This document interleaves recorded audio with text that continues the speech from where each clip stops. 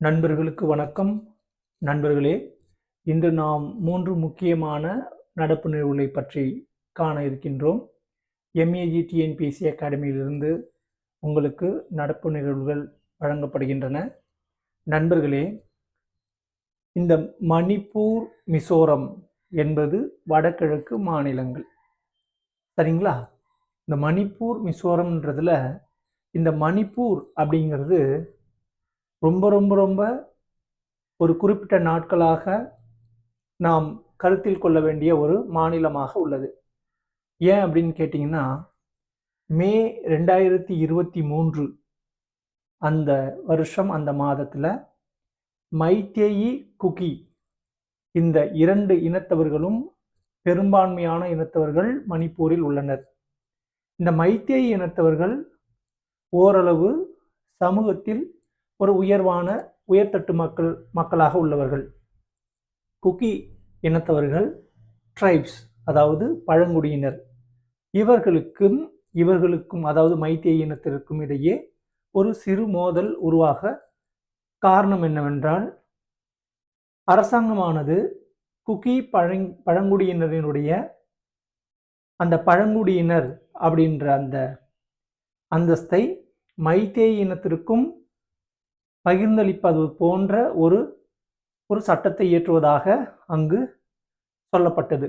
உடனே இவர்களுடைய அந்த உரிமை பறிபோகும் என்று குகி இனத்தவர்கள் உணர்ந்து மைத்தேயி இனத்தவர்களோடு கலவரம் உண்டு ஏறக்குறைய 2 ஆண்டுகள் ஒருவரை தாக்கிக் கொண்டு பல உயிரிழப்புகளை கொண்டது.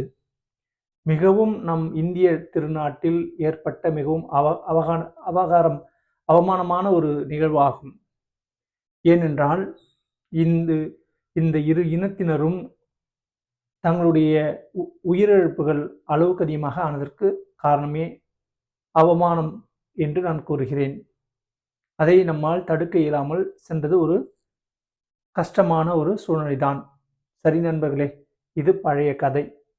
இப்பொழுது, அதாவது செப்டம்பர் மாதம் 2025ஆம் ஆண்டு, ஏறக்குறைய மே 2023 நடைபெற்ற அந்த கலவரத்திற்கான தொடக்க புள்ளியானது மே 2024, மே 2025 முடிந்தும் செப்டம்பர் 2025 தான் நம்முடைய பாரத பிரதமர் மோடிஜி அங்கு சுற்றுப்பயணம் மேற்கொள்ள வேண்டிய சூழ்நிலை ஏற்பட்டது. அதனால தான் அந்த பேக்ரவுண்ட் நான் அவ்வளோ தூரம் உங்களுக்கு விவரமா சொன்னேன். சரி விடுங்க, இப்போ ஓரளவு கொஞ்சம் நிலைமை கட்டுக்குள் வந்துள்ளது. சரிங்க, அந்த கலவரம் நடந்த பொழுது என்ன நடந்தது? பைரோன் சிங் அப்படிங்கிறவர் முதல்வராக இருந்தார். அது மாநிலத்தை கட்டுக்குள் கொண்டு வைத்துக்கொள்ள முடியவில்லை என்ற காரணத்தினால் அரசமைப்பு சட்டம் 356 பயன்படுத்தி அவருடைய அரசாங்கம் கலைக்கப்பட்டு கவர்னர் ஆட்சி அமலில் இருந்தது. சரிங்க, இப்போ ஏன் நம்ம மோடிஜி, நம்முடைய பிரதமர் ஏன் அங்கே போகிறாங்க, சுற்றுப்பயணம் ஏன் மேற்கொள்கிறாங்க? உங்களுக்கு தான் தெரியும்ல, பைரபி சாய்ரங், மிசோரம் ஐஸ்வால் மாவட்டத்தில்.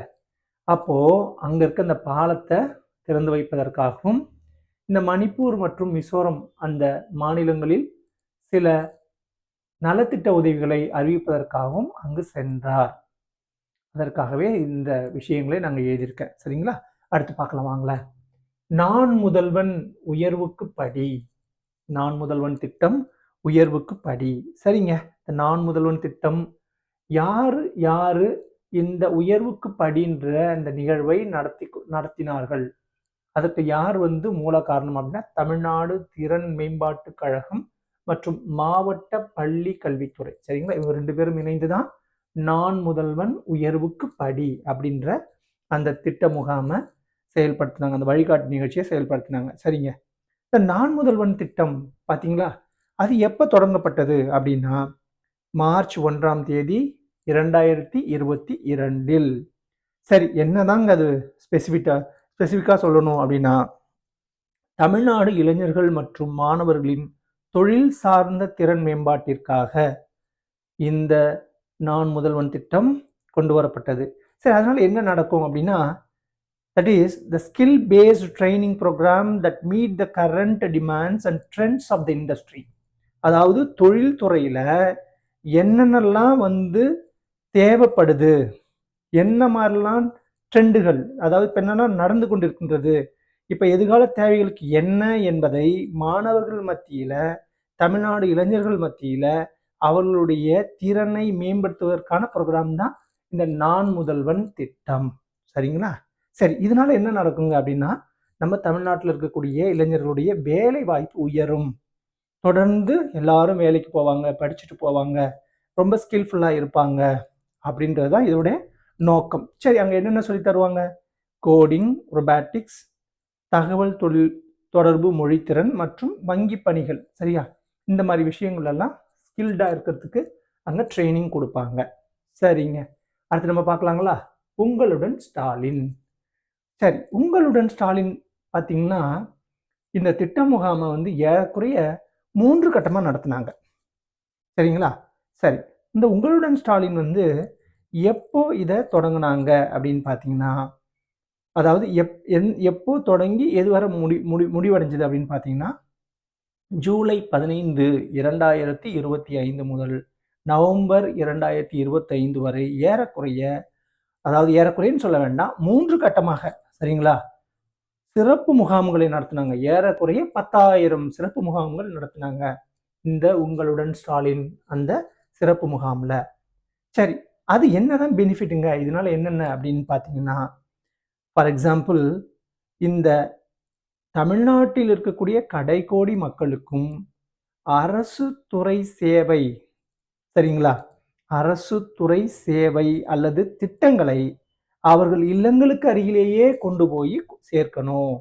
அதுதான் உங்களுடன் ஸ்டாலின் அப்படின்ற திட்டத்தினுடைய அந்த திட்ட முகாமினுடைய முக்கியமான குறிக்கோள். சரிங்களா? சரி, அப்படின்னா என்னென்ன துறைகள்ல என்னென்ன சேவைகள் கொடுத்தாங்க அப்படின்னு பார்த்தீங்கன்னா, நகர்ப்புற சேவைகள் பார்த்தீங்கன்னா 13 துறைகள், 43 சேவைகள். 13, 43 ஞாபகம் வச்சுக்கோங்க. அடுத்து ஊரக பகுதிகளில் 15 துறைகள், 46 சேவைகள். சரிங்களா?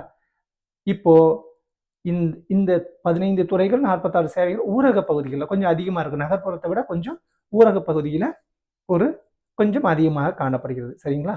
இந்த துறைகளில் இந்த சேவைகளை வந்து பெற்றுக்கொள்ளலாம். உங்கள் இல்லத்தின் அருகிலேயே வந்து கொடுக்கப்படும். அதுதான் உங்களுடன் ஸ்டாலின் அந்த திட்டம்.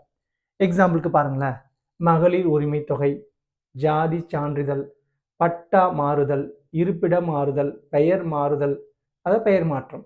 அடுத்து மாற்றுத்திறனாளிகளின் நலம், அவர்களுக்கு அதாவது அந்த ஐடி கார்டு கொடுக்கறது, அவங்களுக்கு ஏதாவது வந்து உதவி செய்யறது, அதுக்கு மனு டைரெக்டாகவே வாங்கி அவங்களுக்கு குறிப்பிட்ட நேரத்தில் கொடுக்கறது, இந்த மாதிரி விஷயங்களெல்லாம் வந்து சிறப்பாக செய்வதுதான் உங்களுடன் ஸ்டாலின் திட்டம். சரிங்களா நண்பர்களே?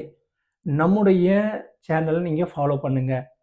அங்கே என்ன போர்டில் இருக்கோ அதில் ஒரு சில வார்த்தைகள் மட்டும் அல்லாமல் மேலும் நிறைய கருத்துக்களையும் அதன் பின்புலத்தையும் நாம் டிஸ்கஸ் பண்ணும்போது உங்கள் மனதில் ஈஸியாக படியும். இந்த இவைகளை நீங்கள் குறித்து கொண்டு தேர்வுக்கு தயாராகுமாறு உங்களை மிகவும் அன்போடு கேட்டுக்கொள்கிறேன்.